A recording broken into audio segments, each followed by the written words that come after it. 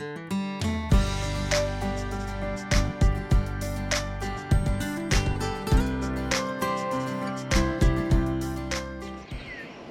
it's hot in Colorado, folks. It's going to be almost 100 degrees where we're at today.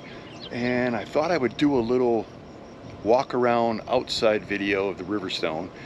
It's been almost 9 months since we purchased this thing.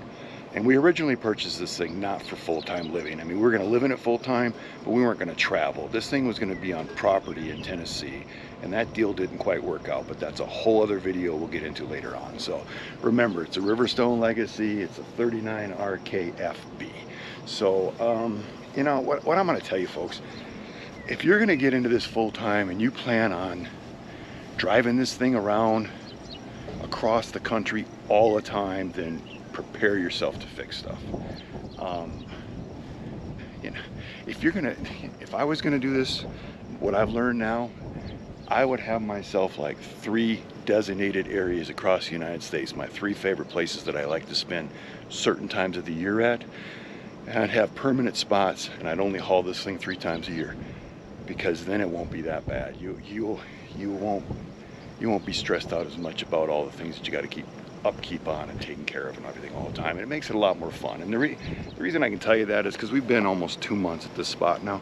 Me and Robin have been traveling all over in the Jeep and doing our videos and seeing everybody and enjoying things, and coming back here for 4 or 5 days to unwind, then go back and visit the kids, and it's been great. I haven't been moving this thing. Nothing is broke on it. Everything is fixed. I mean, it took 6 months for me to get all the issues with the warranties and everything taken care of, and now everything works properly, and let's hope it stays that way, but it probably will as long as I don't move it. And it's been fun, you know, it's been enjoyable.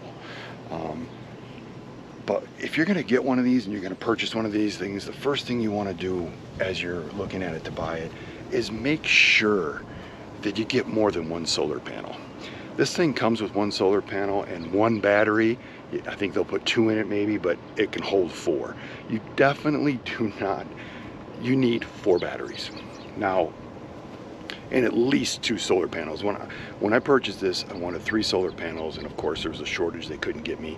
It went on for 4 months, I finally got the second one. So this 5th wheel has 2 panels, it's got 400 watts, it has 4 deep cell 6-volt batteries.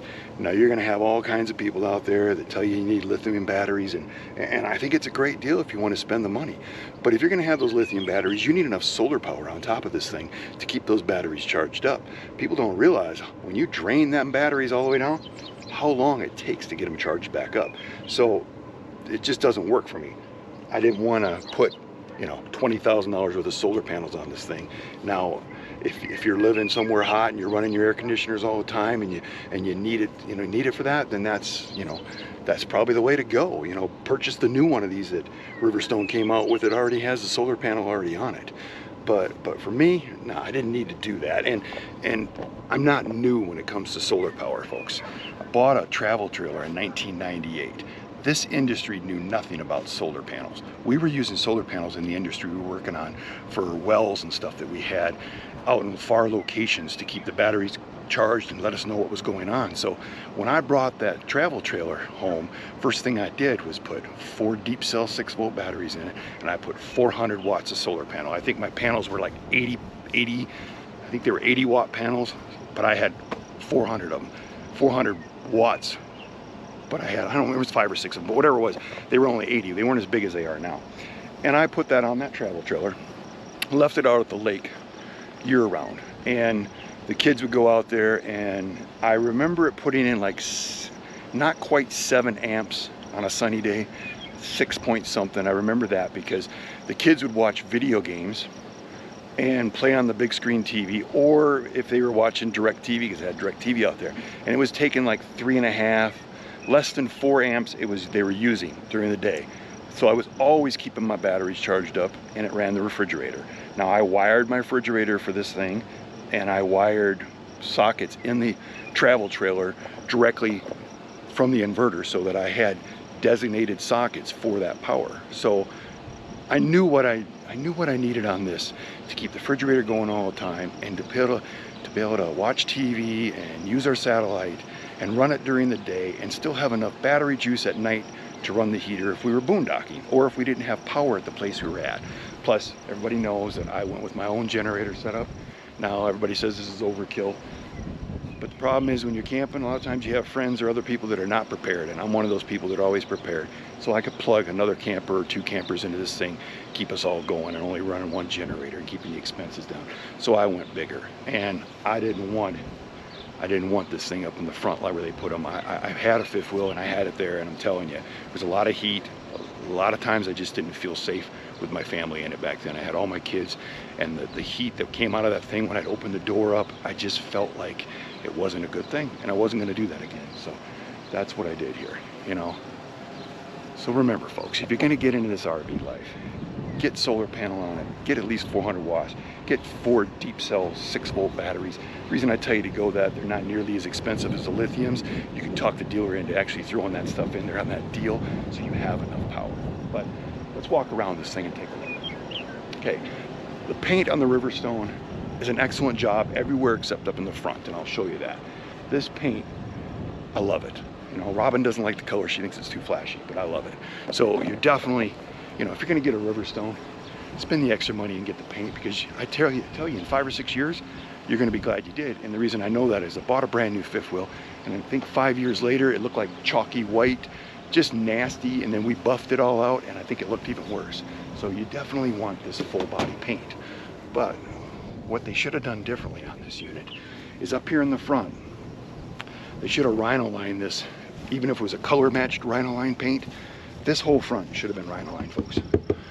And the reason why is you can see the chips in this thing is pulled, you know, 9,000, 10,000 miles across the country, and there's paint chips. Now you can't blame it on the truck, because I went and bought a rock tamer setup, spent 400 bucks on that to do everything. But the problem is there's so much road construction, it just can't catch it all. So that's one of the things. Compartments, awesome. These 3¼ inch walls, awesome.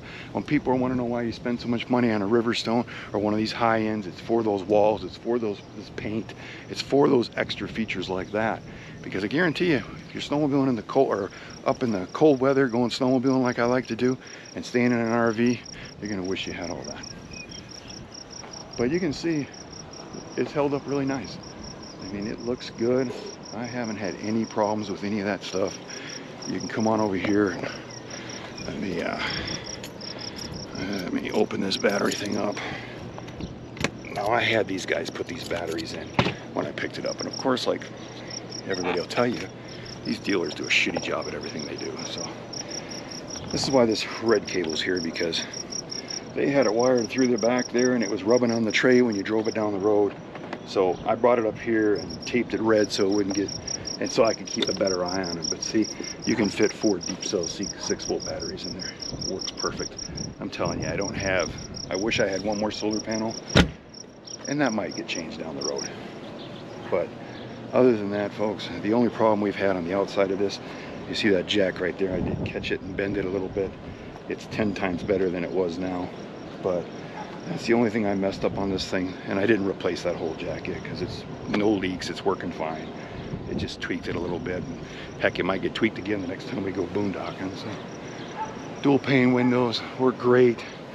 Definitely make sure you get it with these sliders on there. And another thing you're going to want to do, folks, if you get this stuff, get yourself I have one of them leaf blowers, and to blow some of this water off and stuff when you're moving this thing all the time, because I guarantee you there'll be a really bad rain and you got to leave the next morning, and that wants to come in there, and it still runs down and runs on the sides. It gets 90% of the water out, but it still gets some water.